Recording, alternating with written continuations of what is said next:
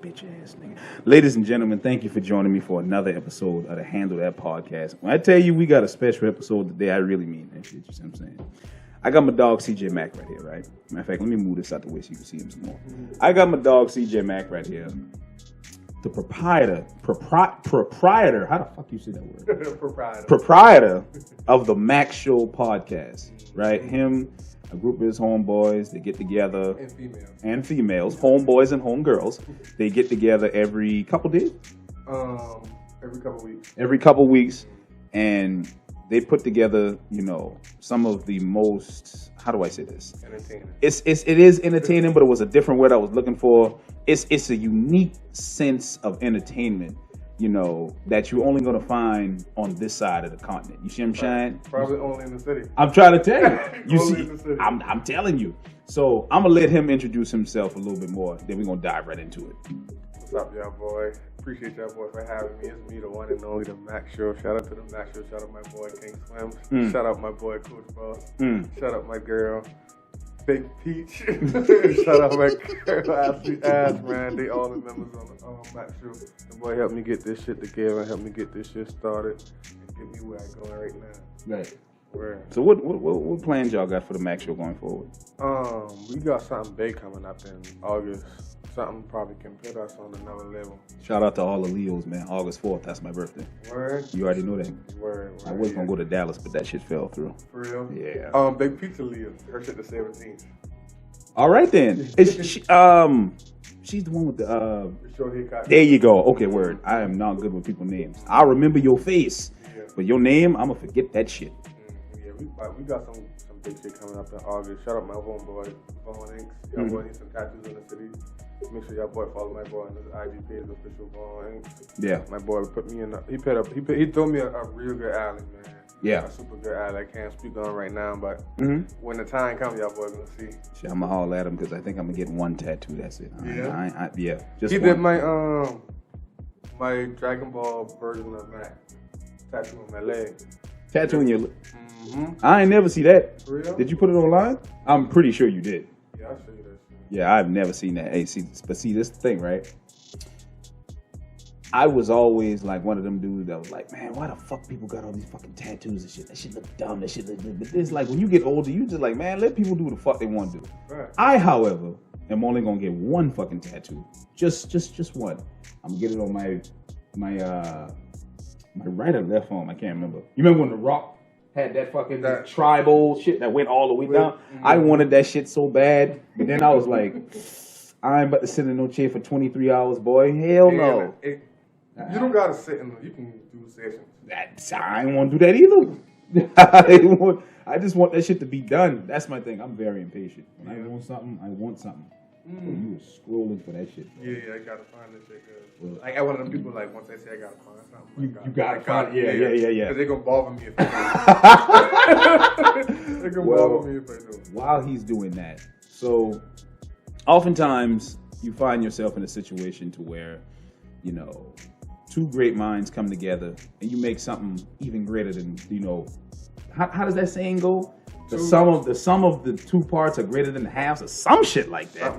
Something crazy like that. I'm not really good with sayings like that. I can come up with my own sayings, but I ain't good with, you know, reciting shit. Old school said two minds better than one. That too. But you listen to a lot of damn what that shit called? Not New Jack Swing. Old school blues, Southern blues. Yeah, that. Let me see this shit. Oh wow. Damn, is it colored in or is that's it? That's the color right there. So you ain't gonna get it like further colored in, you just gonna get it. I just let them rock out like that. See, now, I don't know if we can get that focused. See if we can get that focus on that. Now, you see that, right? See that? That's determination, and that's a bunch of willpower that I do not have. Because I ain't sitting on nobody's table to have them do no shit like that to me. But you a good man. It ain't been that bad. You see, people say that shit, dog, but it's like, I ask people all the time, like, "Oh man, that's a nice tattoo." Oh yeah, especially when you comment on people's tattoos and you say the shit nice, they tend to like open up like a lot because I guess motherfuckers take that shit serious. Yeah, because each tattoo can mean something. Yeah. You see what I'm saying? And I always ask the same questions: did it hurt? and they all say kinda or not really. No, I ain't gonna Ain't lie. no way. The sheeting, that bitch hurt like a motherfucker. I got one on my ribs. Yeah. I gotta say, my brother was keeping my sister protected. Yeah. That sheeting something real now. So the shading, what exactly is that? That's basically like the coloring involved. How do you sit there and take that shit, man? And, I mean, once you there, you there. Ain't no going back because the shit permanent. Man, You fuck. can't just be like, all right, shit, and boom, boom, boom, boom, boom. Halfway through, you be like, man, I can't take this shit no more. Man. And don't go back because now Yeah. you got a half done tattoo. Ooh, yeah, then you're gonna be looking stupid as a bitch. Exactly. Ain't nobody trying to go out like that.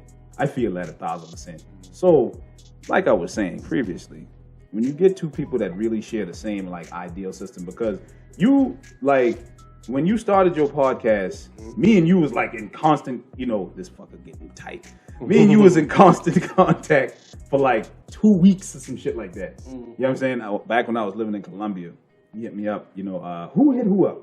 I know, but I know we've been in contact. Yeah. Sis, I don't remember shit like that.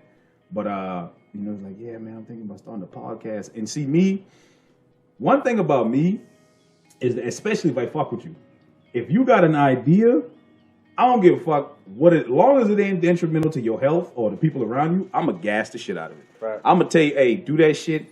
I'll research this for you. I'll help you with this. I may not have, money, but I can do this, that, and the third, blah, blah, blah, blah, blah, blah, blah. And, fast forward to now, y'all done been recognized by a few big people. You see what I'm saying? As like, one of the best podcasts in the city, and then you want to take it even further. Because did that, I can't remember his name, but there was a post that you shared. Somebody shout you out. Did they call you one of the best in the city or the state? One of the best in Carolina. There you go. So, look at me and my small mind. It's one of the best in the Carolinas. And so that leads me to this, like, support, right? When you're starting out, it's no secret that most of the times, the majority of the support you're going to get is from people you don't know. That's a big fact. You see what I'm saying? And you was like, you went on Facebook and you said something, that shit really resonated with me.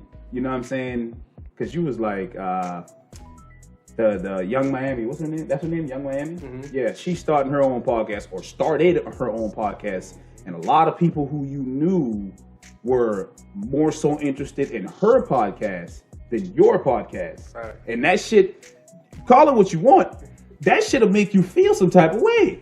You know what I'm saying? Especially if you got a certain connection with motherfuckers where people on a first name basis. Right. Y'all went to school together. Y'all grew up together. Y'all done fought, made up, and great friends and shit like that. Or it may be some fucking high and by type shit. Because you are a very popular young man. I'm trying to tell you, the number one, I'm going to expose myself. The number one reason why I will never throw a birthday party for myself is because I know for a fact ain't nobody going to come. And I'm going to tell you like this, yeah, I don't take a lot of shit serious. But if I throw some shit like a party or a get together or barbecue and don't nobody come, I'm pulling up the scrap. I don't give a fuck. I pulling up the scrap and I come into your house for something. But like that was your you 29? 30. 30? You 31 this year. Yeah. It was I think it was your 30th birthday where you was like in all white. I'm my 28th. What? Yeah.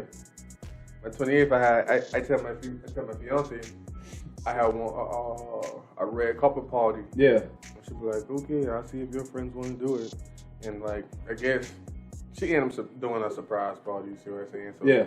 When I'd be like, all right, if we don't go to do a red carpet party, let's go to the club. Everybody dress up. And we can get a section or whatever. We turn up in the club. So what ended up happening, Ben, she'd be like, all right. Probably like 10 o'clock. She was like, all right, I got a surprise for you. Ooh.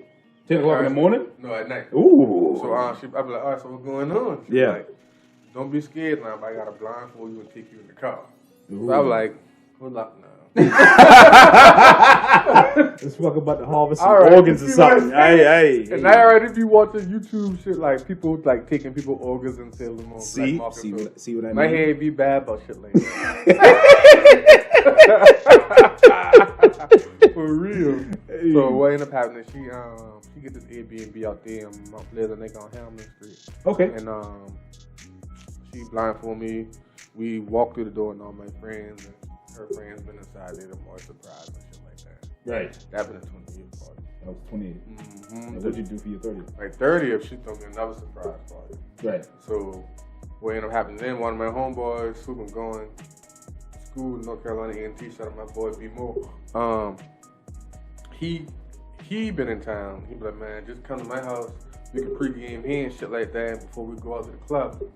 I'm like, man, I ain't trying to wait on my gal. Like, no, fuck that shit. I don't come to the club with my gal, man. Yeah.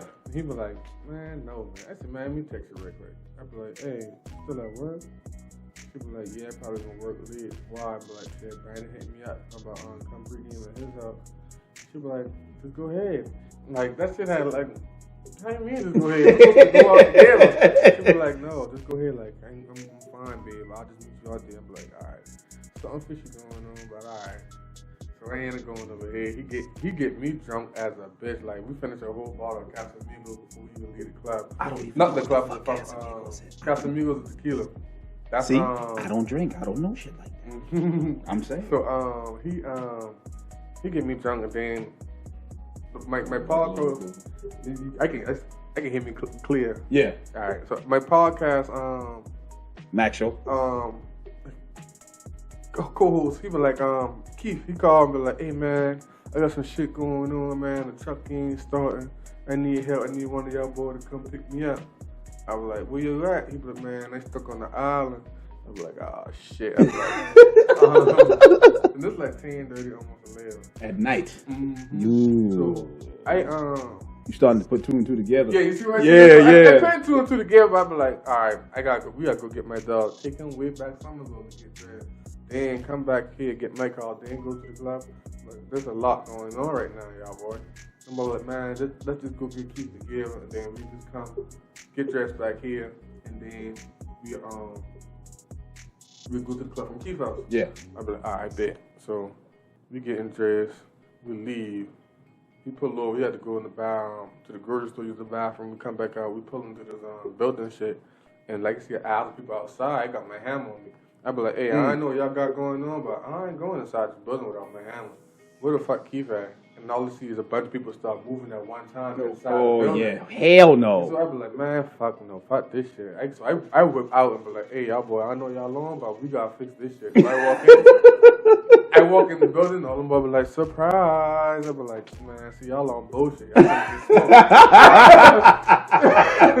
Y'all gonna get smooth on bullshit. Now, you heard that very extensive story. Now, imagine you do shit like that and then nobody shows up.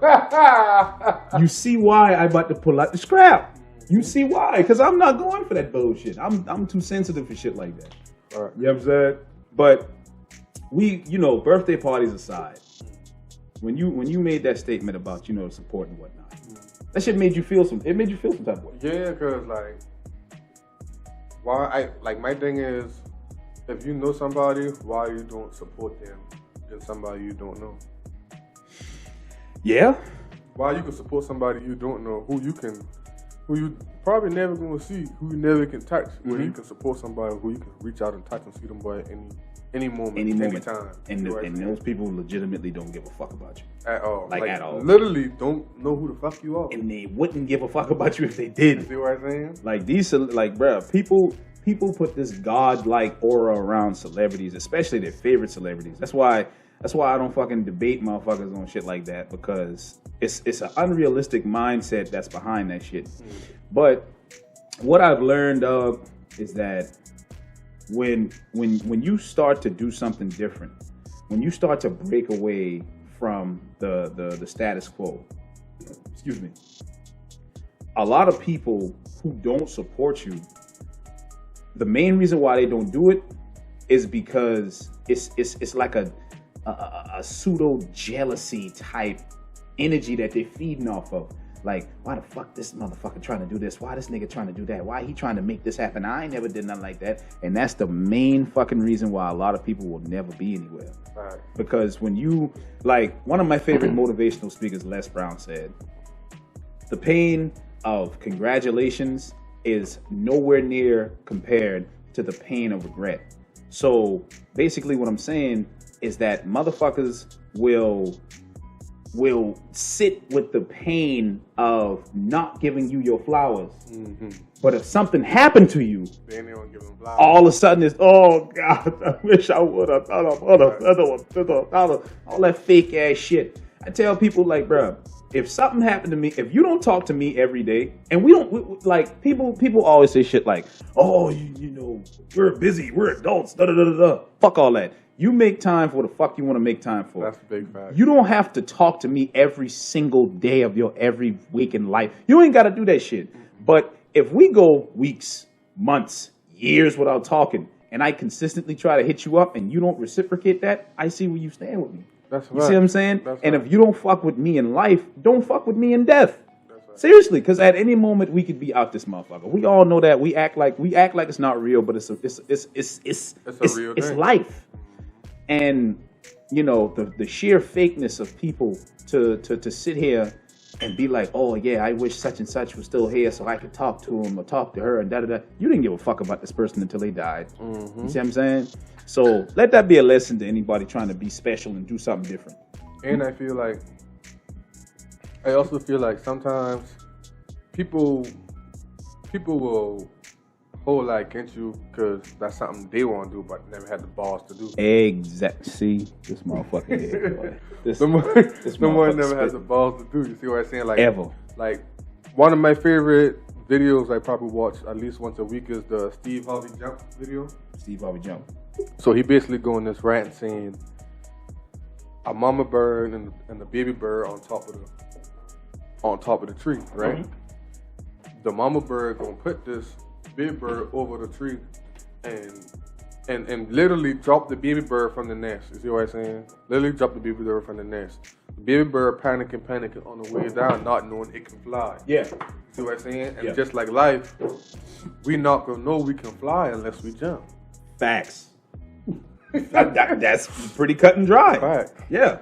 You know, it takes a lot of balls or ovaries to fucking say you're gonna do something different and put yourself out there. Like, bro, I'm gonna expose myself. See, listen, this is all about exposure. I don't have no problem with exposing myself. I don't have no insecurities. I take pride in the fact. I can't say you don't have insecurities. Everybody got insecurities. But see, that's not true for me, because all of the things that held me back, all up here. This insecurity, in my opinion, is you believing that the world views you the way you view yourself. Right. You see what I'm saying? So if you overcome this foolish ass insecurity that doesn't even matter at the end of the day, there's no limit to what the fuck you can do. You see what I'm saying? So in my opinion, not my opinion, in my situation, you know, one of my biggest insecurities was I had body image issues. Right. You see what I'm saying? I was like, oh God, I look stupid in this pant and these shirts. I look dumb. I don't like the way I look. Blah, blah, blah, blah. But let me fuck with you, right? At every step of the way, up until about last year, let's say between 20 and 29 right now, because I'm about to be 30. Okay. So between 20 and 29, crazy body image issues. Just, you know, nobody would really know it because I wouldn't speak on it. Right. But because of this fucking way that I viewed myself, and I thought the world viewed me that same way, I couldn't appreciate what my physique was like until I was already so far away from it. Right. That makes sense? You see what I'm saying? So like, you've done heard motherfuckers say shit like, oh, I wish I was as fat as when I first thought I was fat. That bullshit. Right. You see what I'm saying? And this is only one of my, you know, many fucking insecurities that I had. It's like, if you can somehow come to terms with the fact that, okay, this is who I am. Everybody is self-made, but only the rich motherfuckers admit it. Right. This is who I am. I made myself this way. And the only way for me to get out of this shit is I'm going to have to take myself out of it. And this goes for anything. So when I look back 2019, 2017, 2015, 2013. 2013 still best year of my fucking life. Yeah. Bruh. We can get into it on camera or we can get into it off camera. It don't matter to me. Time. Well, fuck it. We gonna talk some shit. But like, you know, every step of the way I look back, like, damn, I was real good here if I just did this. Oh, damn, I was real good here if I did. You know, all in all, it takes a strong motherfucker to admit that you have an insecurity and then use that to your advantage to fucking conquer the shit. Because the first step to conquering a problem is to admit that it exists. Right. So now I got all these people like, man, you have motivation, you inspiration. You know, I feel the same way. I don't have the courage to do the shit you do, bro. I'll take my shirt off anywhere, man. I don't give a fuck. Man, look here. Let me tell you something. The only thing I probably won't do is get butt ass naked, but I'll take my fucking shirt off, and be like, yeah, nigga, this me, nigga. I'm working on me, nigga. It's because it's like when you work on yourself, all of that other bullshit is dumb. You know, this you watch anime. I cannot remember what the anime was called, but it was some of the most like funny yet powerful shit. Because the dude, it was this cat. They were running. And he would always run funny, but he was the fastest runner out of all of them. But his running style was ugly, and he always allowed that to hold him back. Right. You know what I'm saying? He's like, I hate the way I run. But when it was a crisis situation, he hauling ass. Everybody like, damn, you fast as fuck. What the fuck is going on? And he said, I realize in life, I get a lot further when I don't care how stupid I may look. You see what I'm saying? When you don't give a fuck about how you may come off to people or how you may look to people, you can't please everybody. But when you don't give a fuck about that, the world is your oyster. Similar to like the drunken master technique. Okay. You ever hear that before? I've heard about it. All right, so this boxing dude, he get drunk as fuck. And he in there wobbling, weaving, and he's still knocking people the fuck out.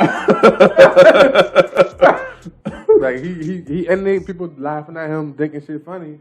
Like he in there, pop, chopping them boys out. Their ass out. Facts. So yeah, one thing you gonna understand is that you have to define yourself. You have to create your own lane, but before you can create your own lane, you have to pretty much do away with the motherfucker who you used to be. You have to pretty much allow yourself. You blinded me with that ring. My bad. You coming here flossing. I just got a little Galaxy watch on and some Atari, and this motherfucker coming in. How much that ring cost? About $13,000. I know, man. That's a winner. He won that. That ring probably cost, but I might have to take that ring up off him. You know what I'm saying? I got some bills to pay in this bitch. I'm turning these cameras off, but anyway, yeah. You create your own lane. You do away with your insecurities. But you said something that you know made me think about it. Why do you think everybody has insecurities? And you feel it. Or before you said that, you feel they have it and can't do away with it? I feel like they got it, but they just don't know how to move accordingly. Expand on that. Meaning, all right, some people may feel like I don't want to wear this because, like you say, how some people body feel. I don't want to wear a certain color because my skin tone. And some people they just don't got the confidence. They don't have the support or backbone to put them in that area where they can be like, all right, fuck it. Like even people gonna fuck with me or not, as long as I fuck with me, I comfortable with me. Yeah. You know what I'm saying? Like I feel like a lot of people scared to do certain shit because of what an outside world might think of them or what an outside world might feel. Why he doing that? That's weird. Nobody else doing just like this podcast shit. Yeah. Nobody in the city been doing podcasts before that I know of. Maybe like 2 or 3 other people been doing podcasts before even me or you start doing this shit. Facts. Now everybody in the city won't start their own podcast, which I not hating. I not hating that they doing it. I happy and I tell people if I see anybody post some podcast or I want to start a podcast or I about to get my podcast shit started up and going, I be like, hey, if you need any help or advice, hit me up. Gas that shit. See what I'm saying? Hit me up. Even if you need promo, you can come on my shit and we can talk about your real podcast or whatever. You see what I'm saying? Because he's not a fucking hater. He's not a the fucking beauty. And I'm gonna let him jump right back in this shit show. But the beauty in not being a fucking hater is my God. My brain can't wrap around being a fucking hater. Like, oh, this motherfucker won't start a podcast. Fuck that nigga. He might be better than me. I ain't gonna let that shit sound dumb. Cause okay, I bring somebody on my podcast. Their podcast takes off light years before mine.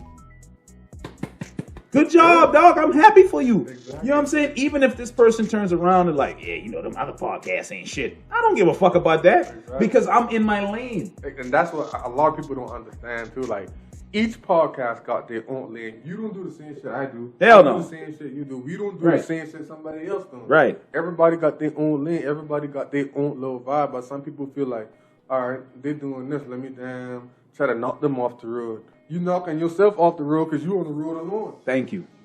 I get let me get a you drink coffee? I used to work at Starbucks. Really? Yeah. You used to drink like I had to drink. That's how the boy be like, whenever you can sell the shit, if you drink the shit, you taste all the shit. Like, you gotta taste everything. Yeah. So just to jump back into it, when you break away, you find yourself, you come to terms with everything that you want to do. And the point that I was trying to make was, if you try to knock somebody off, you're basically being disingenuous to yourself. Because, okay, perfect example. You on the Mack show, make sure you go fuck with the Mack show. I ain't gonna tell you again, bruh. Y'all talk about sex a lot. See, and that, like, we had a meeting, and mostly the fellas, the moment off and shit, like, man, that day we need to back up off that shit. And talk about other things that are going on, which I totally understand. Yeah. But that would been, like I've been telling you earlier, like, trying to get these views, that would been getting the views, that would been getting the shares and reshares. Like one of our biggest episodes till this day been one of my co-hosts been on some shit like, she a female, she be like, we been talking about sex, and she be like, sometimes when she suck dick, she get so into it, she suck the balls, and sometimes she eat ass. Ladies and gentlemen, that's the end of this episode. Y'all go ahead and take it easy. Nigga, what? She do what, nigga? Yeah. Oh, you had me up until that last part. I'll eat some ass, but you ain't about to eat my ass, no. But that episode alone had, like, just that small clip. Yeah. Get probably like 100 shares on Facebook, 100 shares on Instagram. You see what I'm saying? Yeah, like, the shock value. You see what I'm saying? Like, people, like, so I've been pushing that shit, and I guess we pushing that shit so hard, have kind of make them boys be like, man, this shit kind of repetitive. Yeah. See what I'm saying? What's up? Like, all right, let me go back to the drawing board. Recently, see what I'm saying? Let me go back to the drawing board. So now I got an outline of how the show gonna go, what we gonna talk about, and I get input from my co-host, and we're like, all right, babe, that's good. Right. I bet that's good. You see what I'm saying? So everybody can be included, even if it's like a recent event or something crazy or something that's gone viral on Instagram or Facebook, right, or Twitter. You see what I'm saying? I'll post that link so them boys can be like, all right, boom, I got my research. Right. I can know what I'm talking about when I talk about the situation. Right. That makes perfect sense. Shit, my voice cracked. That makes sense. You know, the point I was making was that, you know, that's what y'all talk about. But on my podcast, you know, I hate saying try. Whenever I say the word try, that shit pisses me off. Why? Because when you speak, that's the way you feel. It's like, obviously, but you speak things into existence. But I feel like when you say try, you give yourself a reason to not do it. You either could do it or you're not gonna fucking do it. I look at it completely opposite though. When I say try, I telling you like, all right, I'm gonna give it a shot at least. Yeah. I'm gonna give it a shot at least of doing it. You see what I'm saying? I'm at least throw my rod on it. Yeah. If no fish come, all right, boom. You can't say I ain't give it a shot. Me? Fuck all that. No, like seriously, like because like when I say something, bruh, like where that comes from, it's like I have been a procrastinator my whole life. I have been lazy up until my early 20s. I just been inconsistent with everything I've ever wanted to do. And in order to change that, I honestly feel like you have to change small things about yourself, which will ultimately lead up to big things. If you want to fucking walk a mile, how can you walk a mile without taking that first step? You see what I'm saying? That's my philosophy. So it's like, when I say words like try, I feel like my brain is like, okay, if we don't make it, then we'll be okay. No, fuck that, because I want to fucking do it. Right. Like, I had the same conversation with Mel. You know Mel? He was on my podcast, Ballhead. He could fuck me up for that one.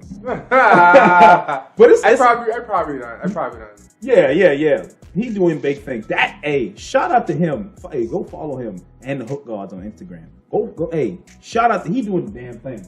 Motherfucker just buy a house, and he had a purple BMW that was wrapped like matte black, purple, whatever the fuck, and he hit a deer. It's not funny that he hit the deer, but it's funny his reaction because he was like flicking the deer off in pictures. The deer been dead as a bitch. Fucking nice shit out. They total lost his car. Oh, he must be hurt. Being the thing. What's that? I forget what the shit. I can't think right now. Just look at here. See, on the Handle That podcast, that liquor start hitting you, and you start forgetting I shit. can't think of the name right now. But what is it? I think I know what you're there's certain shit that requires for the car to be total loss. Yeah. So like if the airbags come out, they 9 times out of 10 they're gonna total loss. Right. Off the I can't think of that shit. That shit blew me. But it makes sense though. Yeah. But they total lost his car, and he got a Maserati. You know what I'm saying? It's like, bro, when you are at that level to where you can. I'm telling you, and that's the reason why I feel the way I feel, bro. Will Smith, even though he did that whole shit, That whole shit?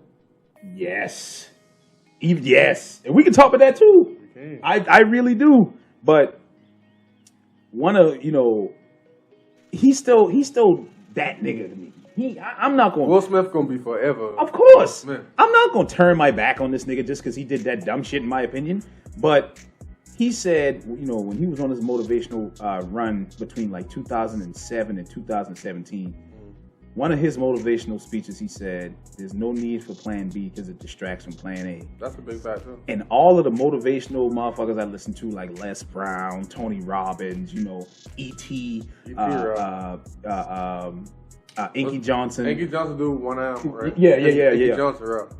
All them boys, they, I can't resonate fully with each and every one of them, but I take certain shit. Like my dog Kevin Samuels, rest in peace, used to say, chew the meat, spit out the fat.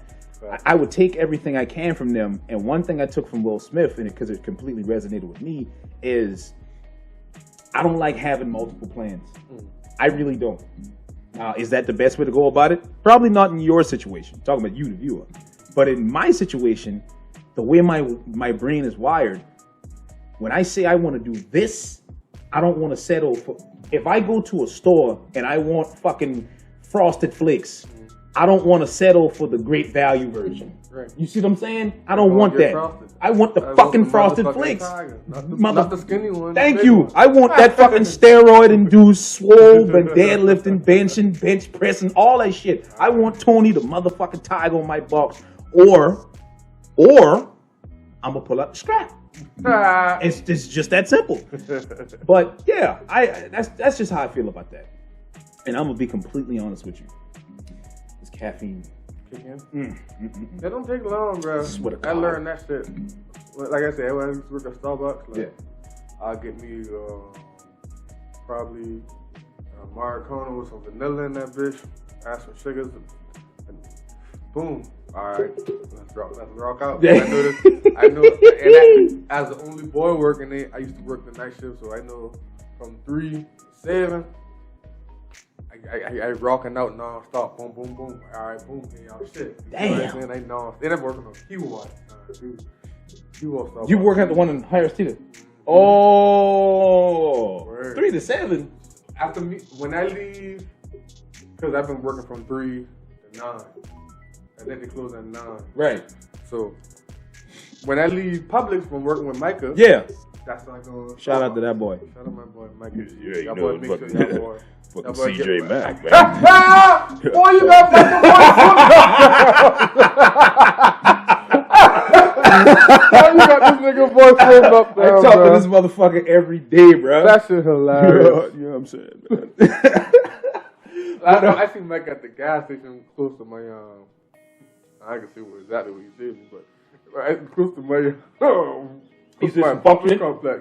He was like I be like, yeah, man, this right there. He was like, a word? Shit, they got a bunch of bitches over there. So this man Michael ain't cheesing, bro. No, he's that guy. I was supposed to get him to come to a podcast episode a couple days ago. Hey, that shit fell through, you know. Yeah. But it's all good, man. We got plenty of time. Actually, we ain't going nowhere no time soon. No, nowhere, no time soon. Till this fucking planet blow up, I'ma still be here. But I'm just, I saw that video, that roach getting hit with that fucking damn flamethrower, and that fucker's still been moving. How? How? How? How the fuck you move after that, nigga? You hit my arm with that shit. I'm I can move. man, get me up out of here, man. Shit. But I digress. So you think that Will Smith thing was legitimate? I can't say it. Take your time now. I can't say he been completely right, but he wasn't completely wrong. Excuse me. That's how I look at the situation because I know me, like, I gonna stand behind my fiance behind anything. It don't matter. Like, don't play with her. Right. Don't play with her. And then they got a background. Him and Chris Rock got a background from the last Emmys, not Emmys, Oscars. Chris Rock had though, and what a boy name is Chris Rock, not Chris Rock. Will Smith and Jada had boycott. Right. Them boy, the Emmys. And he said something about them then. Right. See what I'm saying? So I take that shit as that's your warning. That's your warning. I give you your warning. Boom. Now if you say something again, now I gotta prove. I might don't put hands on you. Yeah. But I'm gonna address the situation. How he addressed the situation was wrong. Right. But he still had to address the situation, even if it been off camera or on camera. So you would prefer him to do it off camera? Not go as far as slapping him, even if it been on camera. Not go as far as slapping him. Just be like on some shit like, "Hey, I'm gonna holler at you when this shit over with." Right. So, in that moment, right. If he be like, "Hey, I'm gonna holler at you when this shit over with," and then the crowd goes, "Ooh." Yeah, that would have. Yeah, the oohs and shit would have happened. The oohs and shit would have happened. Yeah. Yeah. Be like, all right, boom. Now he knew like it can either go this way or that way now. Yeah. It all on how you respond to what I got to say to you. Right. After that. Right. And I'm gonna be completely honest with you. If Will Smith had slapped me, he was not like how he fucking, you know, and he turned around and turned. But when he came in here, he was like, "Oh shit, you like wrestling and shit like that?" Because I got the wrestling belts all over this motherfucker. It just looked nice, right? I don't really fucking wrestle like that, but that nigga would have catch the meanest suplex, the meanest behind the head nigga. I'm talking about Brock Lesnar couldn't have thrown a nigga better than I would have thrown that nigga. I'm serious. So, but like, you know, the reason why I say it is what it is. Number one, look where they at now.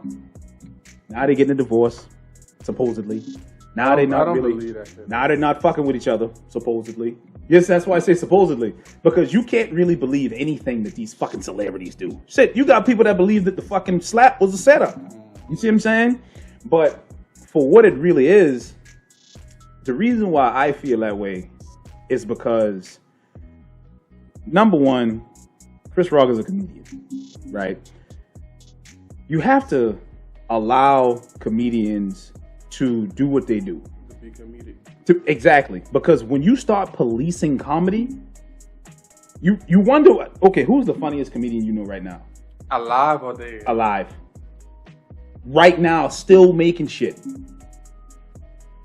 Right. Because you see that shit? Because motherfuckers have been so dumbed down in the shit that they can and want to say, but they can't. because Cancel culture. this community gonna get offended, that community gonna get offended, these people gonna get offended, those people gonna get offended. It's like, bro, I don't give a fuck what nobody say. In my humble opinion, however humble it may be, the best form of comedy is dark humor.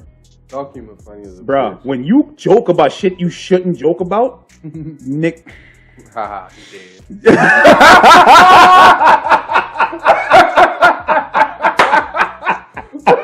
Hey, listen, yeah.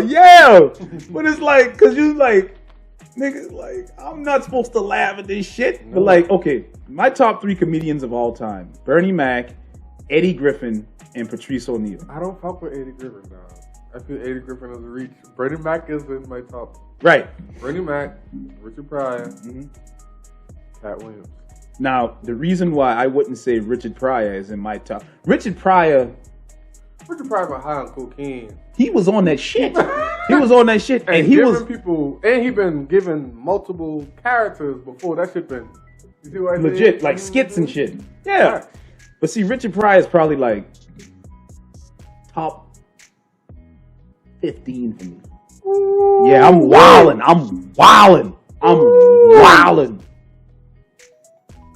I'll say top 10, but I got so many, and I've actually went back and listened to Richard Pryor stuff and That shit nigga like that. hilarious, bro. I'm not saying he's not funny. You know what I'm saying? Shit. It probably don't resonate to nowadays. Yeah. But back then, if you put yourself in their shoes back then, them shit hilarious. Of course. Like, shit, Red Fox used to literally do poetic comedy. Like, you just sit there, everybody clapping, this motherfucker smoking whatever the fuck they were smoking back then. He just, you know what I'm saying? You know what I'm saying? All this shit. And that was funny back then. But, Bernie Mac, for obvious reasons. And you say you don't like Eddie Griffin. No. Why? Because I feel like he reached a lot, and sometimes I can't resonate with the fuck he be saying. Reaching on what exactly? You don't Like, think all that looking at it? Yeah. This nigga, yeah, boy. Like, some of the shit he be saying, it feel like it's a reach. Like, sometimes it be real shit he be saying. Yeah. But it don't be funny to me how he presents it. Right. Like, if he present it differently, it probably would be funny to me. Like, my homeboy, when I've been in Vegas recently, he watched Eddie Griffin stand up. Right. No, I've been balling, man. I've been a trip my homeboy take me on. Don't let this motherfucker lie to It's, you. I'm This balling, motherfucker be man. balling. That's control. Bread. Oh man, That I ain't got it. El Monerto. But yeah, he been watching that shit in the Airbnb we been in. And Right. I watched like probably 3 of his setups, and I'm like, It just ain't for you. It just ain't. Yeah, it just That don't makes resonate for sense. me, yeah. That makes perfect sense. Because I know a lot of people, call Dave Chappelle the GOAT. And there's a lot of motherfuckers that be like, bro, this nigga is just not funny to me. See, you gotta be how them boys say you gotta have a certain amount of intelligence to listen to J. Cole and Kendrick. That's how you gotta be with Dave Chappelle. You gotta chew the meat and spit out the fat. You gotta have a certain amount of intelligence to really get what he's saying. Yeah. And why he's saying it. Right. Everything all of Dave Chappelle jokes got a double entendre, I would say. Yeah. The majority, that's pretty much how he, builds up his comedy as a whole. Because like you take a cat like I was about to say Cat Williams, Kevin Hart. Kevin Hart is he's a much better performer than he is a comedian. Yeah. You see what I'm saying? Kevin Hart, like Mike Epps too. Mike Epps, like if we in the classroom, top 5, I give him Mike Epps, DC. Who else I put in there? Maybe Bernie, Richard Pryor for sure. Like if we're in the classroom cracking jokes type shit. the classroom. Yeah. Well then, if shit, you got to put prime Eddie Murphy in there. Yeah, Eddie Murphy as well. Yeah, that's what Motherfuckers forget that Eddie Murphy was that nigga at one point in time. And who else I would put in there? Shit, put me in that motherfucker. I'll fucking blow that shit up. Who else I would put in that shit? You don't think I'm that funny. He didn't say shit about it. He just laughed at me. No, not even that. I think about real comedy. So he said, I don't do real comedy. You see, motherfuckers don't really be fucking with you like that. No, see. Alright, let me check that boy out. So when that first meet your boy out, boy. Jabbar was on this music shit, for real. I've been rapping my ass off. And this man really can sing on the low. but he don't believe he can sing. But I don't even think I would call it singing. I would be more harmonizing, if anything. Mm-hmm. But Jabbar really can rap. Him and Mike G, them boys really can rap. Like, yeah. Rap. You see what I'm saying? A lot of these popular rappers in the city, them boys probably can rap them boys around circles. But their content of rapping is not popular in our city. Yeah, I'm not about to talk about the shit that motherfuckers in the city talk about. I'm not about to, because that's not me. Even though I come from that life, that ain't me. That shit don't resonate with me. I'm so disassociated with like music as a whole. In the city or music all together? In the whole. Like all together. I said in the whole. All together, like. In the whole. That's that dog humor. Hey, I'm trying to tell you, dog. I'm trying to tell you. But like real shit. I couldn't even tell you 5 rappers who make music in Charleston right now. I couldn't do it. Just because I'm so far away. I don't even listen to rap like that, bro. I listen to beat tapes. Yeah. I listen to beat tapes. Like, I got this, I tell everybody this shit, and they be like, who the fuck is that? It's this one beat maker named Evil Needle, right? I think he's from, like, Czechoslovakia or some shit. And... Is EVOL? Like, no, straight up the word evil and needle. Right. And his beats, they just so... They raw, like, they different, and they... Is it boom bap or... It's a combination of, like, different types of, like, you got futuristic boom bap, you got some trap aspects, some hi-hats and all that shit. You got all that shit in there. But it's like, when his shit be beaten, I be like, God damn, this shit good. You know what I'm saying? And some of his beats you can't really rap over. I just like the artistic. You can appreciate the artisticness of the art. Exactly. But it's like, to go back to my point, I couldn't tell you 5 rappers in Charleston who make music. Like, I know the old school cats, like, you know, Mr. Taylor, Killer Skip, yeah. fucking Marley Marl, Pacino Dino. Fuck! The motherfucker made the Clap Free song. Yeah, that song. Prime Time Little Digger. There you go. I don't know. Yeah. Like, I'm just when, like, if y'all didn't know, we interview up and coming artists that on the map. Like, we had Menace on our shit. Mm-hmm. We had God Bless the Dead, A1 Ray on our shit. He come on here 2 times because he didn't get to do the visual the first time he come. You know what I'm saying? So we had A1 Ray, RIP him. We had Cash Card, he's from Mount Pleasant. Mm-hmm. Who else we had? I think that's all the artists we had, like rap artists. Right. And one of the questions I asked them, boy, is who would you put on your Mount Rushmore of Charleston? I remember this, right? Yeah. And but one of the things I get the up and coming artists or Charleston artists because I feel like it's an even keel of getting your audience and my audience to mesh. Right. So my audience who probably don't know who you are or know who you are but not get to see you in this light that I'm about to put you in, them boy, and then your audience will be like, oh shit. Oh, who else I had? I can't forget my dog, Kid Dog the Slugger from up the north. Mm-hmm. Yeah, we had him too. My dog had really come on there and talk some shit on it. He really been himself. You see what I'm saying? Keith what? No, Kid Dog the Slugger. Kid Dog the Slugger. Mm-hmm. That's a name for your ass, boy. Kid Dog the Slugger. You know Jamal. Wakefall. Yeah. His people. Oh, okay, word. There you go. Yeah. So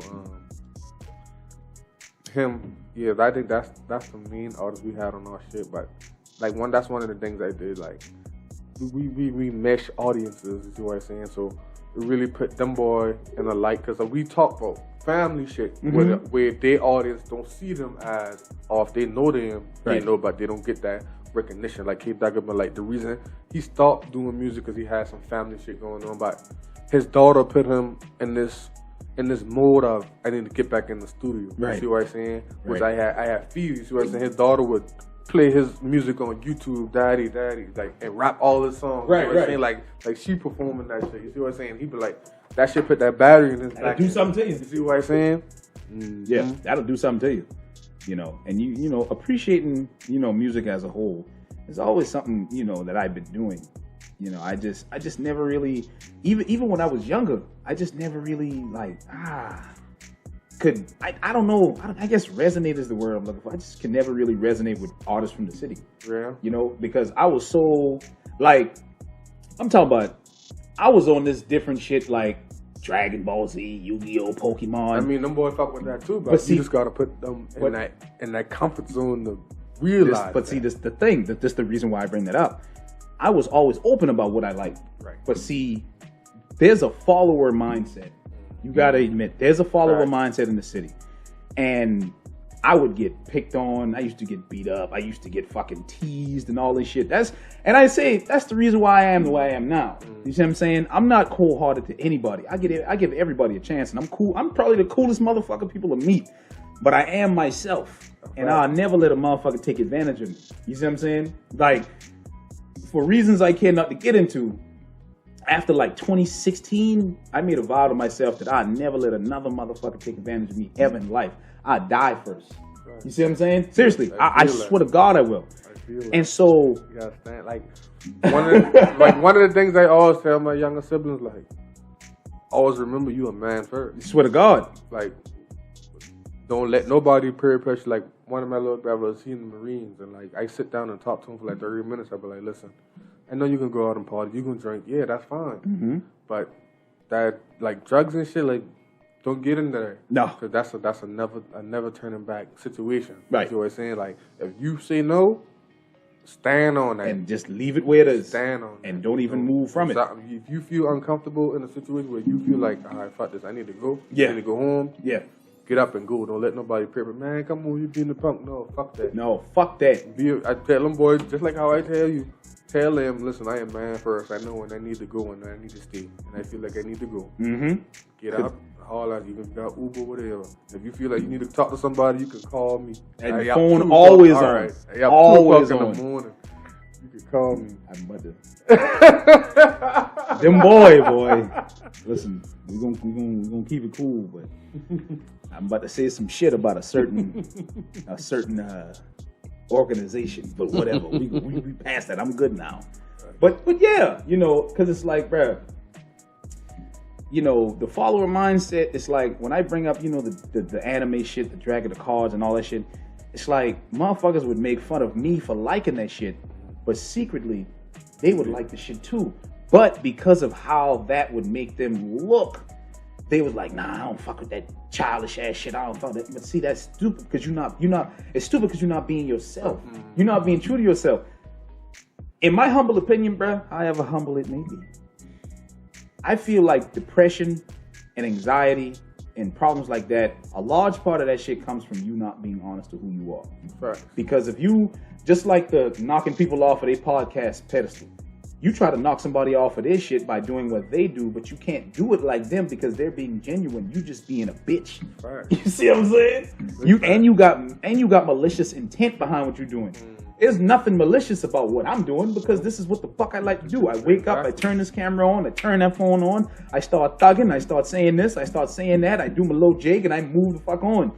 You start to talk, you sound dumb, you start to jig, you look stupid, you start to fucking act and you fucking look retarded. And now you like, you know what I'm saying, why I can't do this, why I can't do that? Because you're not being true to yourself. It's not genuinely you. Exactly. And I feel like a lot of cats fall into that on every aspect, whether it's music, entertainment, you know, lifestyle. When you try to follow somebody because you want to be cool and you want to be accepted. 15 years old was the last year I tried to be accepted by people around me. Seriously. When, like, this nigga who you know now, this nigga was born 2007. I was in 9th grade and I was about to get into a fight on the bus with, I can't remember his name. I was about to get into a fight with this dude who I thought was real. We was cool. And because motherfuckers like, oh, you bought that nigga to steal on. Let's instigate a fight because he the weak one. Long story short, we almost came to blows. And it's like this switch went off in my head. I'm like, these motherfuckers really doing this because I'm just trying to hang with them. No matter how they talk to me, I still show up for them. Right. No matter how they treat me, I still show up for them. No matter what the fuck they do to me, I always say, yeah, guys, let's go be fun and have the... Right. Boy, fuck them niggas, boy. And ever since then, I swear to God, this motherfucker, 2007. I'll never forget the day. It was a Thursday, too. It was a Thursday at fucking 1:30 because we got out early because they had to clean the fucking school. Never forget that day. And if you watching this and you was on that bus, you know exactly what the fuck I'm talking about. Try that shit now. I'll beat the shit. But see, I ain't gonna. We ain't gonna go down there. We ain't gonna go down there. Don't step on those toes. We ain't even about that because I'm not really. I'm not an aggressive person. I don't like violence. I'll watch boxing. I'll watch MMA, but I hate fighting. Yeah, because like that's. I'm gonna tell a story. But before you get into that, I hate fighting because I'm not afraid of. I'm not afraid of anybody. Motherfucker pulling here with a gun, man, give me everything you got, bitch. I'ma shoot you. You got it on you? I ain't got it on me? Go ahead, take it. Take it. If you feel, because at this point in time, in this scenario, I'm at the mercy of the motherfucker with the weapon. If you feel like you want to get me up out of here, you can do it. It's just my time. What can I do? Try to, action figure movie. This nigga could cap the shit out of me. And so, I don't even want to do that, but I'm not afraid of anything. The only thing, I'm not afraid of anything outside of who I am. What I am afraid of is what I could potentially do to a motherfucker. Right. Because, bruh, all this shit here, soft. All this shit, your head, even though it is protected by your skull, your brain, I should say, is protected by your skull, it don't take much force to crack that shit. I can crack a motherfucker's skull, like I'm serious. And if I fucking defend myself, and you motherfucker, bah! Now this nigga got a brain contusion or whatever, and he's dead. Now you feel bad. And now I got to deal with all this bullshit, legal shit. I don't want to deal with that shit. So I just try to stay in my lane, and I avoid problems. You want to play football coming up? I played football for about 2 months. See, that not saying that's a bad mindset that you got, but coming up playing football, that's one of a big reason why a lot of bigger players be seemingly soft because they feel like I gonna hurt somebody when they not calling you soft. No, you good. By saying I gonna hurt somebody playing turn these cameras off. But that like right. I done see this shit in multiple practices. You know what I'm saying? So the coach got to get on the ass and be like, man, come on, like I know you stronger than this person. I know you can move the person out the way and such and such and such and such, but you acting scared, like, what wrong with you? And they be like, I just scared. They be like, what you scared of? They be like, I scared I gonna hurt them. Yeah. You see what I'm saying? And the coach got to put this bug in the air, be like, listen, you got on pads, right? He got on pads. Don't be afraid of what you can do with them, to them, because they are protected. Right. You see what I'm saying? So now they got this confidence in them. Like, all right, boom. I can move. I'm about to smash this. Yeah, you see what I'm saying? Yeah. And from that point on forward, they handle business. You see what I'm saying? Right. But in your perspective, it's on some shit like, I don't want to seemingly kill you because you trying me, because I know I can fuck you up. Yeah, very much. Yeah. You see what I'm saying? And I got that. Like I said, I'm gonna go into the story after I get into out this dialogue where I got this shit too, where I'd be like, all right, now, like, I know I might look small, but I know I'm strong as a bitch. That motherfucker Mike done tell me about that right hand. He done tell me about that right. fucking CJ Mack, you got that fucking right hand, dude. Fucking knock you the fuck out, bro. I swear to God. So, like, I know I'm strong. Way stronger than what people think, so I be on some shit like, I'll try to diffuse the situation. You see what I'm saying? Yeah. But me trying to diffuse the situation, me being cool with a lot of motherfuckers, they gonna be on some shit like, I ain't gonna let you try to play with my dog, so I'm gonna handle this business for him. You see what I'm saying? Seems like I say, like a mafia boss, boy. Like when we've been in college, we've been at Denmark Tech. Me and my homeboy. We shout out my boy Austin. We've been in this club in Orangeburg. We in the club. Whoa. You been in a club where? In Orangeburg. Okay, see, if you ain't from South Carolina and somebody say, hey, let's go to this club in Orangeburg. We've been to school at Denmark Tech. Oh, okay, word. Probably like, it's literally nothing in Denmark Tech. Everything closed at 10 o'clock. Like, literally, the city shuts down at 10 o'clock. I took that video when I was in Denmark. Listen, that fucking city is about as big as this living room.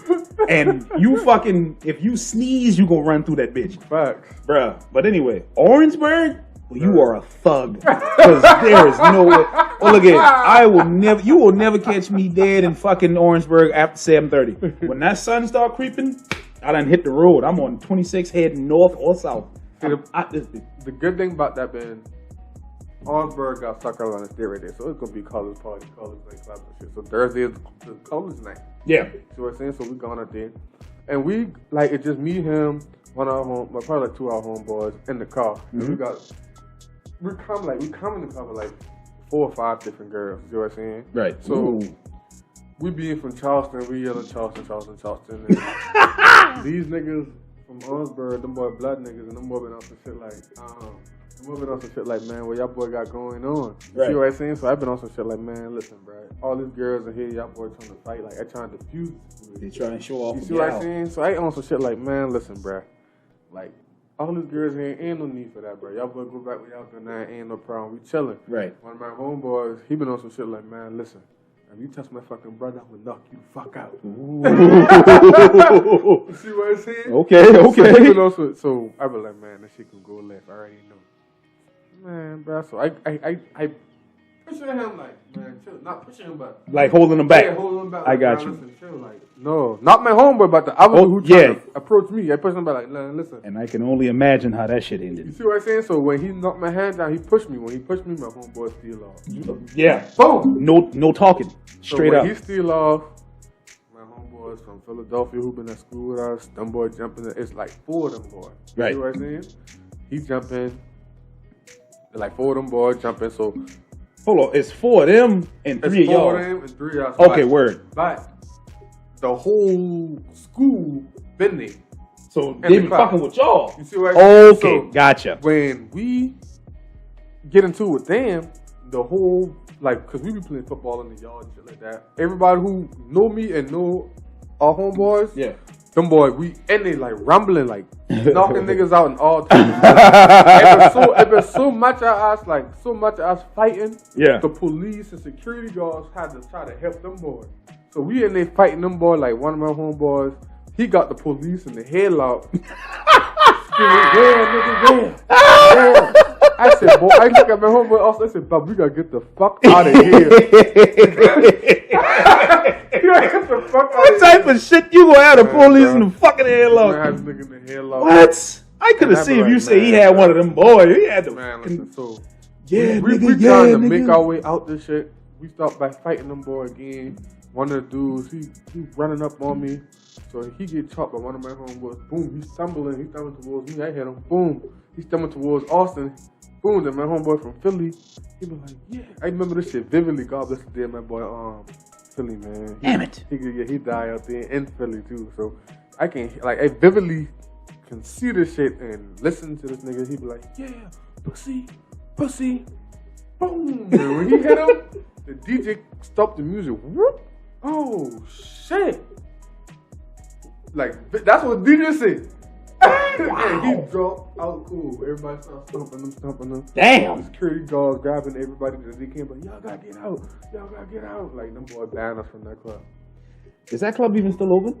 Yeah, under a different name. Still in Orangeburg. Yeah.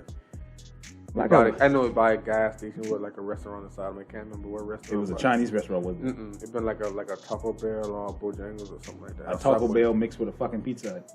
It might be. Yeah. Let me tell you something. If you ever see a Taco Bell mixed with a Pizza Hut, you already know you in a bad area.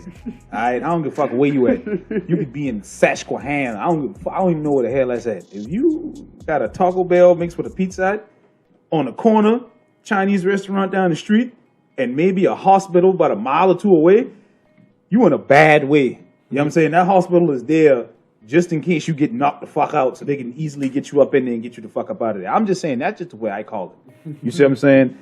That was a pretty goddamn good story. I'm going to give you that one. That was a pretty goddamn, that was pretty good. He just knocked the nigga out and the DJ just cut the track. Like, oh, shit. Like, I can call people right now and be like, hey, you remember when Bob knocked off? Yeah. People be like, hell yeah. Yeah, I fucking bet. Jesus. Now, see, I ain't never had no shit like that happen. But I just don't want to fuck nobody up. So I just stay in my lane. You know what I'm saying? I just drink my water, stay in my lane, and mind my manners. And I respect everything around me until it disrespects me. And I try to leave. If it try to bring me back, I can stomp somebody out. Or, for the third time, I'm pull out the scrap. I'm just saying, you pull out the scrap. Everybody just want to be cool now. Yeah. Everybody big and bad till that scrap come out. But one thing about with the scrap though, don't pull them out unless you know you're gonna use them. Of course. Of course.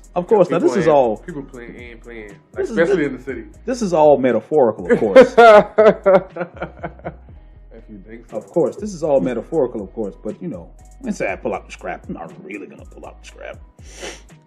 Yeah, word. I'm pulling the scrap. I ain't gonna pop you. You see this motherfucker right here? He can move on you.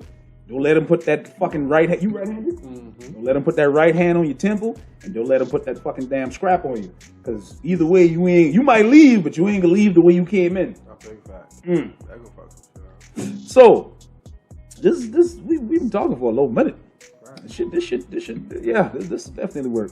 So you got So what y'all working on? I know you said you couldn't really get into what you brought up earlier. Yeah, but in August, but other than that, man, we just trying to be more consistent. Like I recorded an episode before I left for Vegas. Yeah. That episode dropped the day, matter of fact, what it is.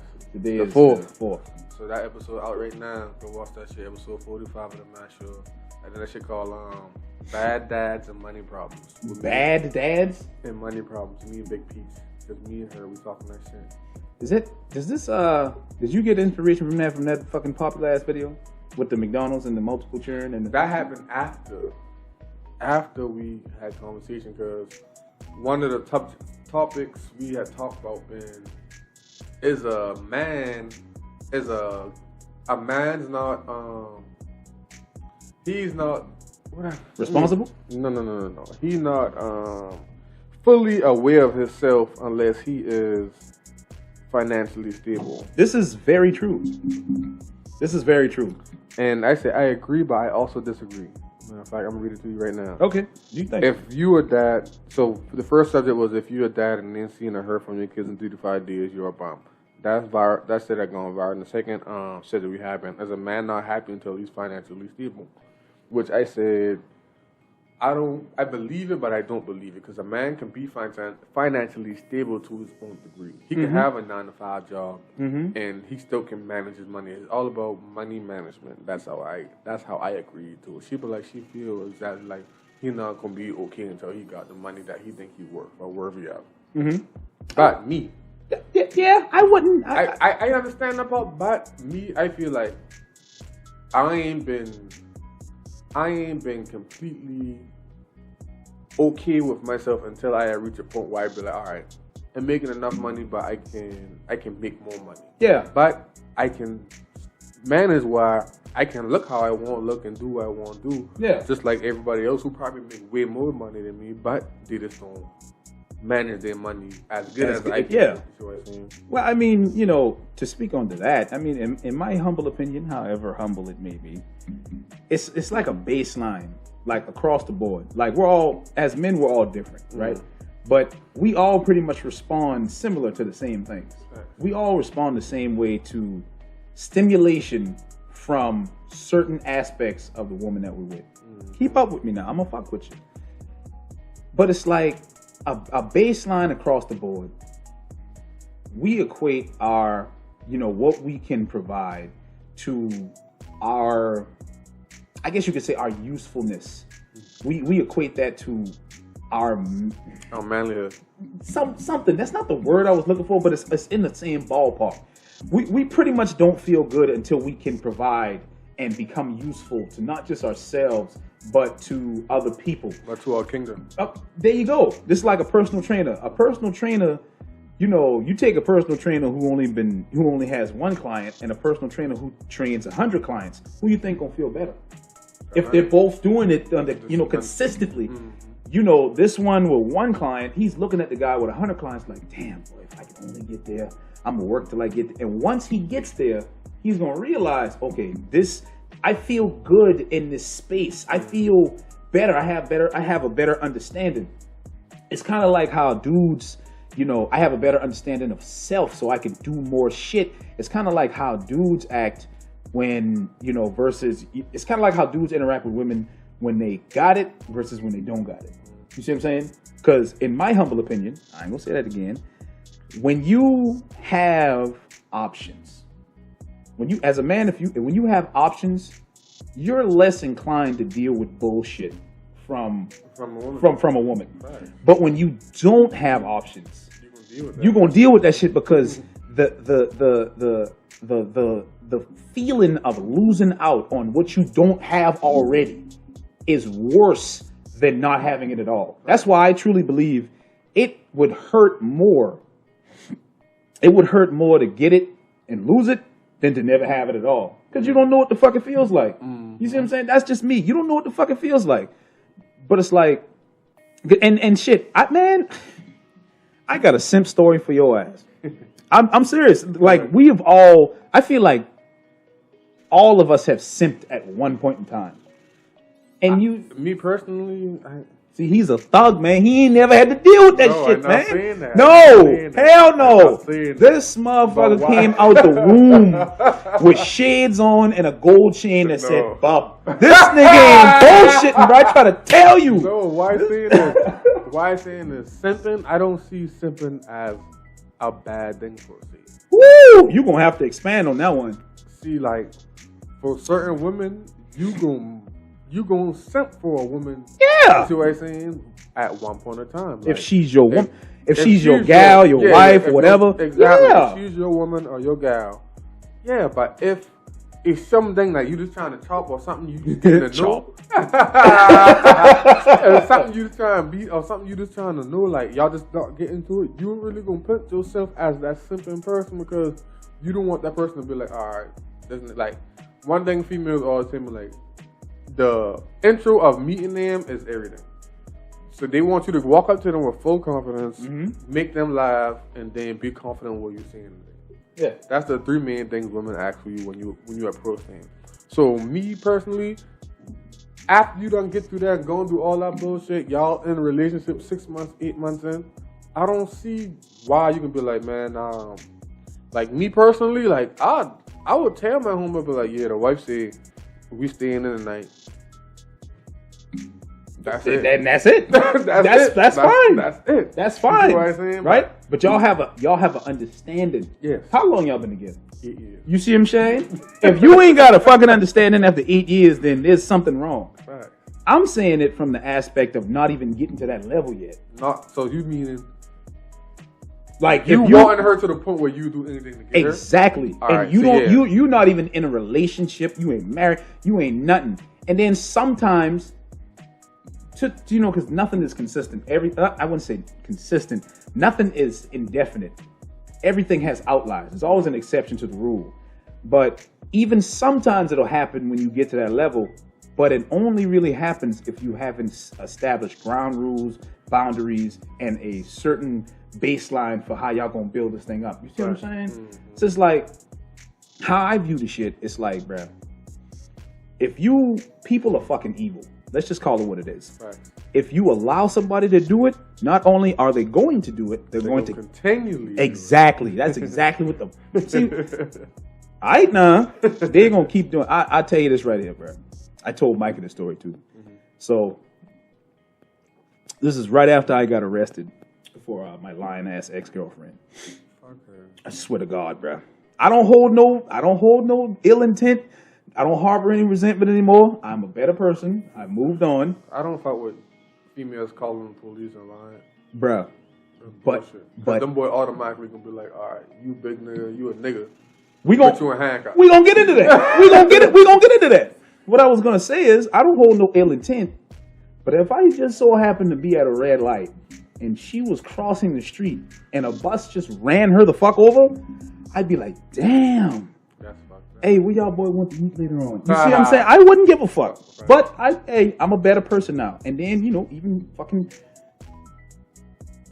so-called friends at the time that conspired against me too. But I don't hold resentment against them too. We all go through shit like that. But right after I got locked up, You know what I'm saying? And I was only in there for like a day. But still, nigga, getting locked up is fucking locked up. You ever been a rip? Shit sucks ass. I ain't trying to get to that. Don't, nigga. Anyway, so it was this chick I used to work with, right? And you know, we've been in constant contact. She knew I always wanted her and shit like that. But she would always play me and stuff like that. But because I was simping, she took advantage of that shit. Now, mind you, she was on and off. And this is back when I realized that if a woman is on and off with a guy, she's on with him a lot more than she's off. Right. Trust me, she gonna say some of the most vile shit. You know how many times I done seen motherfuckers come on Facebook, talk shit about their baby daddies just to turn back around, get pregnant by them again? They gonna do that. Come on, bruh. It don't make sense, but they gonna do that. They gonna do it. That I was learning. I was still learning. And this was in 2016. So this is what, 6 years ago? This is only 6 years ago. So I had just left the gym. You know, I'm at the height of I'm not at the height. 2019 was the height. But I'm building up to the fucking, you know, strong depression and all that shit. I'm fucked up mentally. Because all my brothers done been to jail. And I always told myself, bro, I don't give a fuck. I will never go to jail. Right. And because that shit was forced upon me and it wasn't my fault, it fucked me up a little bit. You know what I'm saying? I admit it. I went through it. It is what it is. Mm-hmm. So, you know, and she knew this at the time too. So, you know, I just left the gym. I was living not too far from where I live at now. Mm-hmm. And, you know, I'm sitting in my car. It's like 10:30 at night. I get a call. Hey, what you doing? Like, hey, man, you know, I just leave the gym, about to go in this house. I just pull up to the house, about to go in the house, shower, go to bed. No, don't go to bed. Don't go to bed. I'm leaving Colombia. I want to come over and spend some time with you. Oh, somebody trying to get their back poke up in. You know what I mean? So I like, yeah, what's that? Fuck women. So she be like, no, I want to come spend some time with you. I like, oh, okay, word. Yeah, I just had a fucking argument with my baby daddy. And see, I ain't never, I have never been the type of dude to downplay any man for pussy. Ever. I don't give a fuck, because I don't know y'all like that. You know, I never tried to make my homeboys look bad to get some coochie. I never tried to do that. None of that dumb shit. So I was like, oh, okay, you know, yeah, we can talk about it when you get here. She was like, yeah, don't go to sleep. She knew I liked her, bro. Sitting in the car, I could have easily just got out the car, gone in the house, shower, and wait. I stayed in my car. I don't know why the fuck I did that. I stayed in my car. 10:30 turned to 11:30. Call, text, no response. Another red flag. 11:30 turned into 12:30. Call, text, no response. 1 o'clock roll around, bro. At this point, I done sit in my car for 2.5 hours. Word. And I'm just sitting there like, having to turn my car back on because the batteries done turn off. Yeah. You know what I'm saying? And shit. She ain't never hit me up. She didn't hit me up until a month and a half later. Oh, yeah. A month and a half later. And because, you know, me, once you disrespect me like that, I delete your number. Yeah. I don't need your number on my phone. I don't, fuck that shit. And so she fucking comes through, and I like to talk about shit that happened, no matter how long it happened, if we haven't resolved it. Because we can't just act like this shit happened. Like, if we got into a fight over some dumb shit and you came here now, we would have talked about that shit. Because I can't just be like, yeah, we cool, but nigga, what the fuck happened? No! So we chit-chatted about it, and you know, from that point on, that's when that I don't simp no more shit started to fucking take over. She came over and boy, look here. I weigh that motherfucker out, boy. I've been doing some porno star type shit to that fucker too. Cause it's like why you play with me? Yeah, exactly. Cause it's like, bro, whether you believe it or not, when you don't as a guy, I can't speak for every dude, but I don't have to necessarily like a chick to have sex with her. That's what I be seeing on my part. I don't need to. That's why I be like, cause the other dudes on my part be like, man, I gotta at least like you. I be like, I don't have to like you. I just gotta find one thing to make my dick hard. And that's it. Nigga, you see what I'm saying? One thing to get my dick hard, then once my dick hard, shit, we got action. And then on top of that, you fuck better, cause you like, I'm about to do this with you. You playing with me? I'm about to pack the fuck. And then fucking going crazy. You gonna get that? Why you doing this to me? Exactly. Why you fucking me like? Yeah. Yeah, man. So you know, we have to get bitch. You leave me all the fucking months ago. You wish you had the motherfucker now. Wish you had to pull up now, bitch. Fucking cash shit. Yeah, motherfucker. Man, listen. Check that shit out. Drink that water, cause I ain't not yet. Drink that water, cause I ain't not yet. Once you get right, you back in it. This nigga wild, boy. Hey, listen, but that's the truth. That's the truth of the fucking matter, man. You're getting hot in this, but that's the truth of the matter. You know, but you know, I just when you have an abundance mindset, when you have the mindset that, bro, I'm that nigga, I really can get whatever get out. This is why I say no woman is out of my league. No woman is out of my league. You know, I'm in a committed relationship. For whatever reason, it doesn't work out. Obviously, that's not going to happen. But if I was to find myself back on the market, I don't give a fuck if she out-earned me, if she's looks better than any woman that I've ever dealt with. I don't give a fuck, man. Because at the end, bro, once you establish dominance in a certain situation, and it ain't like, no, bitch, I'm over you. I'm that. No, it ain't like that. But once you show that, bro, all that shit that you use to intimidate these other niggas, that shit don't affect me. Exactly. Because once I put this hog leg on you, you gonna act right. Exactly. You see what I'm saying? And then they have more respect for you because of that. And then they gonna respect you more when you show that you are true. You don't gotta speak on being the alpha. You can walk in the room and she be like, all right, he here, so I don't gotta worry about nothing. Exactly. See what I'm saying? When a woman feel protected and you laying that hog leg down like then she gonna automatically submit to you. Yeah. See what I'm saying? A lot of niggas feel like, I the man, that's like you automatically supposed to submit. No, you gotta show why. I post this and a bunch of females had come on and shit, but like, yeah, you're right. Like, you gotta show a female why you deserve to be submitted. You gotta show a female why you deserve to be a king. Mm-hmm. You see what I'm saying? And the best way to do that is to fucking work on yourself. In my opinion, work on yourself. Get in the gym, you know, find a way to increase your finances, people really think that confidence is something that you're born with. Although can be built. Very true. Although there is an exception to that, and some people are born feeling as though they're the shit. 99% of motherfuckers aren't born that way. Your confidence as a man is gained through the shit that you accomplish. When you set goals and you achieve them shit, you start to feel unfuckwittable. That is your confidence taking over. There are two sides to every fucking man. There's the weak side and there's the side that you become, aka the strong side.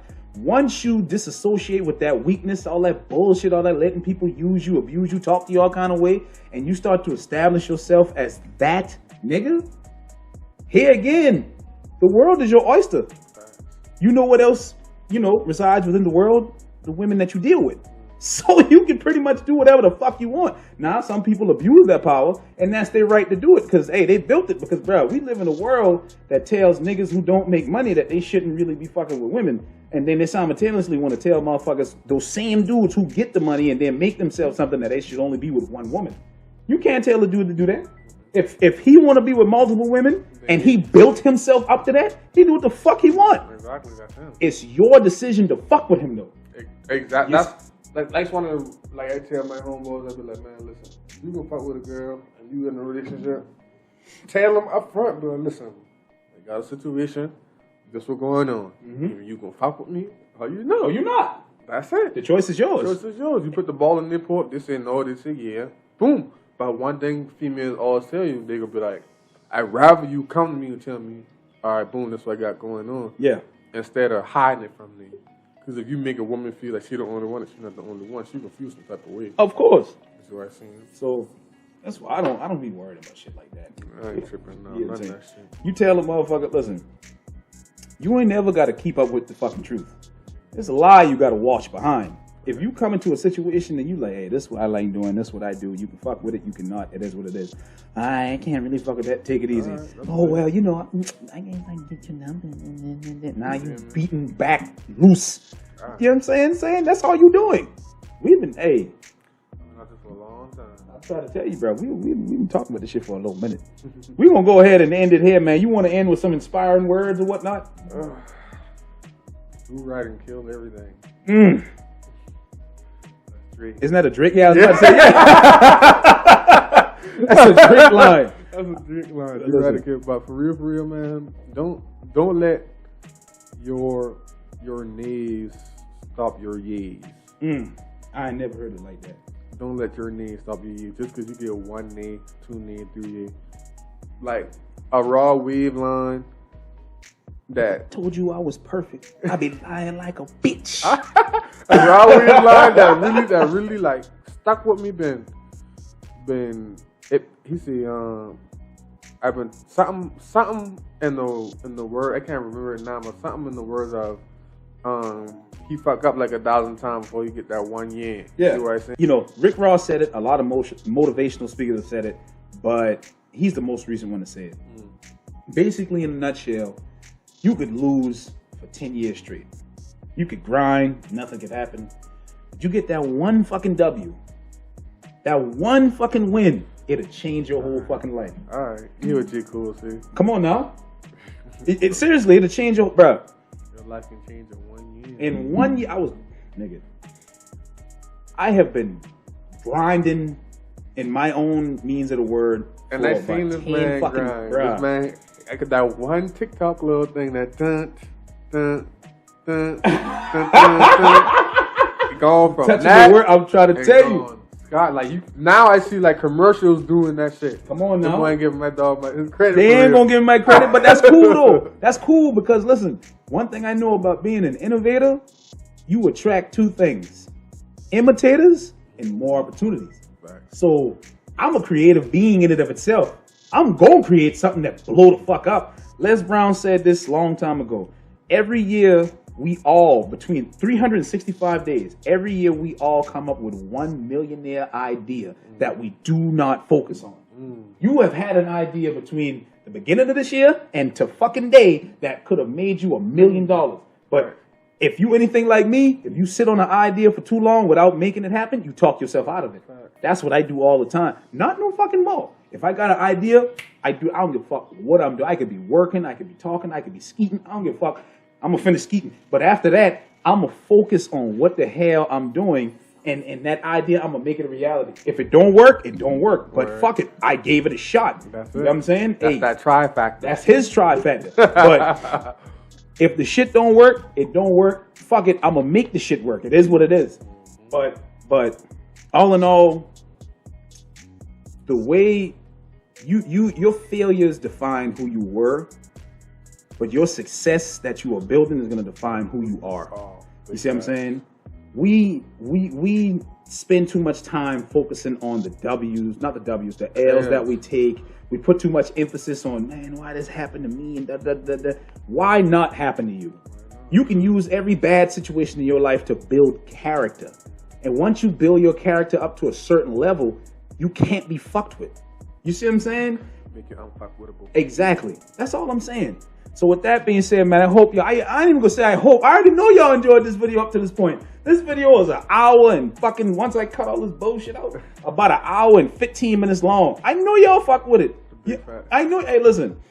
Go ahead and tell them to follow you. Y'all boys, make sure y'all boys follow me, man. Follow my podcast page at the Mack Show Pod. We on TikTok, Mack Show Pod, Instagram, Twitter, Mack Show, the Mack Show 843 on Twitter, Mack Show Pod on Instagram. Follow me, personal page, Mr._DISFERENTER. That's all my social media. All of them. Mr. Different, man. If he tell me to spell that shit, I'm gonna get it wrong. I'm gonna get that shit wrong. Just different, Mr._different with an ER. Yeah. Because I'm different than all you fuck niggas. What he say? What the $1 million ring on your hand? You already know. Abdul Aesthetics on Instagram, YouTube, Snapchat, Facebook, Twitter, even though I don't use Twitter, TikTok, even though I don't fuck with TikTok like that no more. I really don't fuck with TikTok. Word. That shit boring, man. It just, TikTok be doing some fuck shit, man. Them boys be trying to ban my sounds, man. I see. That's why I had to start using Instagram. There you go. Follow me on Instagram at Abdul Aesthetics, man. Listen, we killing it. Abdul_Aesthetics. That's ABDUL_AESTHETICS. Quit playing with me like that. No like rap I ain't chat. like that. None of that. Matter of fact, I'm gonna spit a freestyle. Right? I did bullshit. But yeah, man. So I know y'all enjoyed this video. Make sure to follow, subscribe, tell your peoples about it. You know, get in the comment section. Tell me how you feel about this episode. Tell me if you like it. Tell me if you like him. Tell me if you don't fuck with none of us. It is what it is. Because we don't give a fuck if you don't fuck with none of us. I legitimately don't care. I legitimately, the last... But you watching us, we watching you. Oh, hey, listen. You see why I fuck with this nigga? Hey, listen. Like I just said, make sure you like, share, comment, subscribe. Everybody be cool, be groovy, and above all else, handle it. And we are fucking finished with that shit there, boy. No rat cat.